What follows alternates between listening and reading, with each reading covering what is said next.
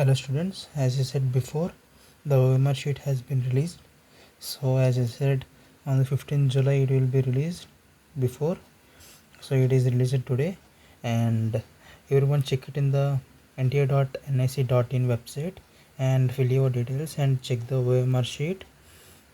And if you are having any doubts, you have to pay 200 rupees for the question. If you or the answer is given wrong or anything, you should have to pay 200 rupees wrong for the NTA for per question.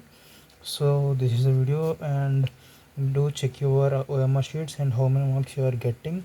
If there is any mistake in your OMR sheet, comment in the comment section.